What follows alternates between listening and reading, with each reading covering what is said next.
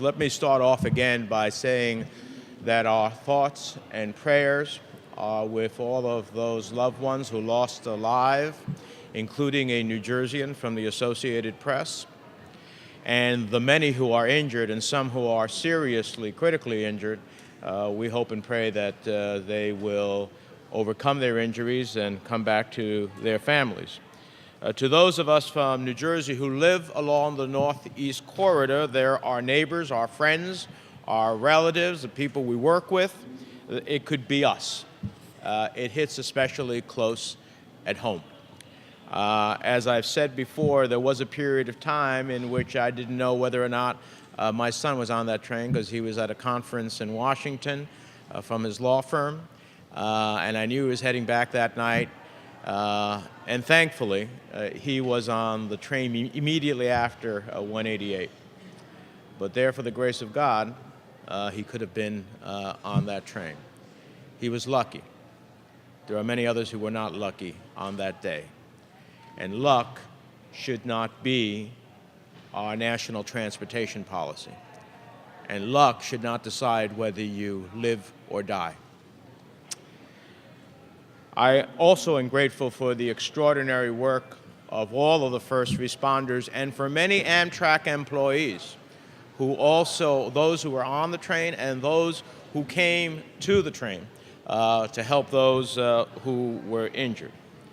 Now, I think as many of you know, because some of you were there, this past Monday, I had a press conference about the critical need for a robust reauthorization of our federal highway and mass transit bill. I am the senior Democrat on the mass transit subcommittee.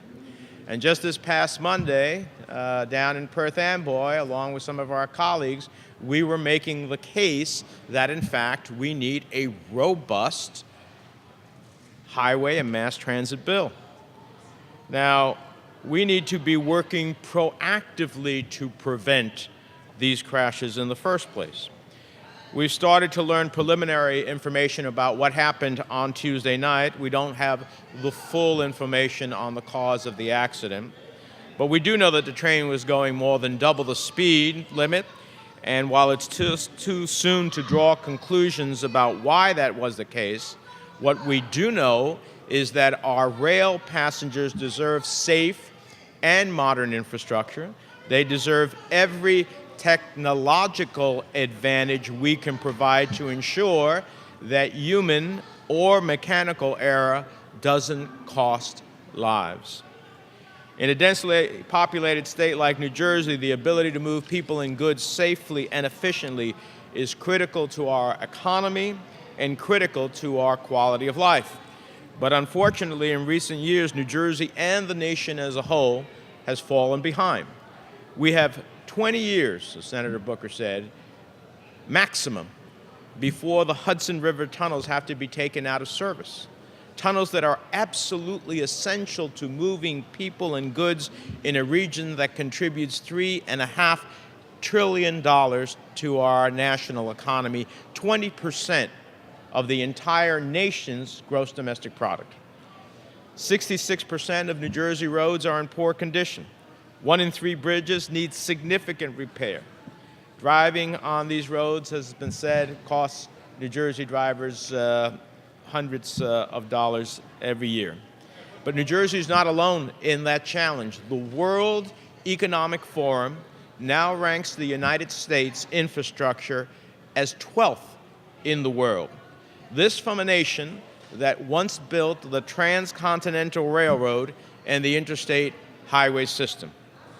But I also think we have to look beyond numbers on a page. We need to talk about Congress's failure to act and what it means to the people we represent. Failure that hurts our economy. Failure to act that costs lives. Failure to act is not an option. We have members of Congress who think that the only valid form of transportation is a car, and who use funding cuts to rail and mass transit to advance that outdated way of thinking. We have a fair number of members of Congress who do not believe that the federal government should be spending money on transportation, period.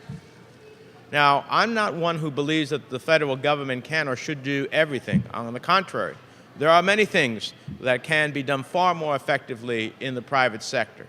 But you wouldn't have an interstate highway system, and there is no system in the world of mass transit that doesn't have a very significant public investment in it. And that's simply the reality. So here in the real world, the choices we make have an impact on people's lives, their jobs, and their budgets. They have an impact on the nation's ability to compete. They have an impact on the safety of Americans and America's ability to lead in the world. Now, we have a passenger rail bill that expired in 2013. And as I said, fortunately, Senator Booker, in his new role as the ranking member on the Rail Subcommittee, is already at work on a new authorization. We also have a highway trust fund that is on the brink of insolvency this July.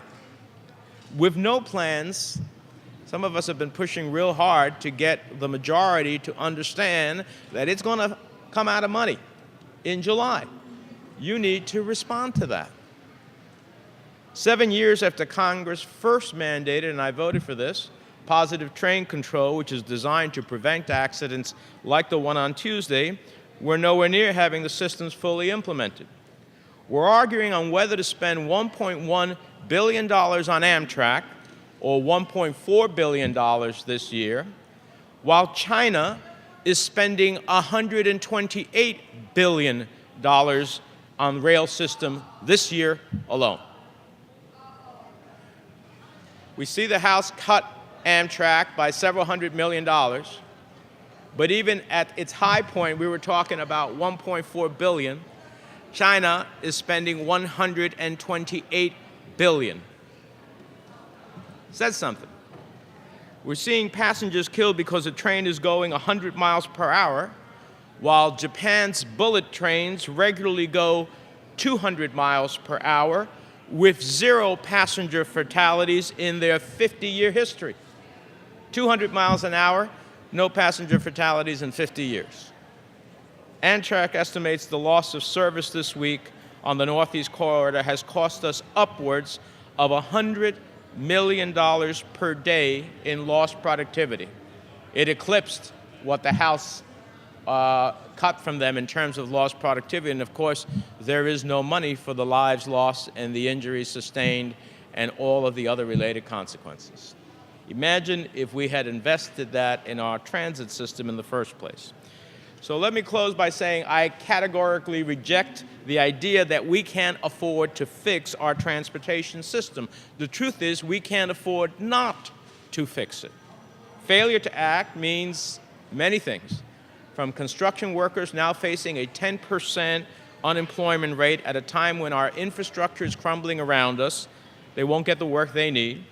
It means a business can't effectively compete in a globalized economy because their goods don't get to market in time or their sales force doesn't get to sell their service or products. It means a working mother stuck in traffic doesn't get home in time for dinner with her kids. And in the very worst cases, the cases like we saw this week on Amtrak, it means loved ones are lost in a senseless tragedy. The Amtrak disaster is a stark reminder that we have to act. We need to be aggressive about implementing the life-saving technologies like positive train control, examining all aspects to mitigate human and or mechanical error when it comes to the safety of the traveling public.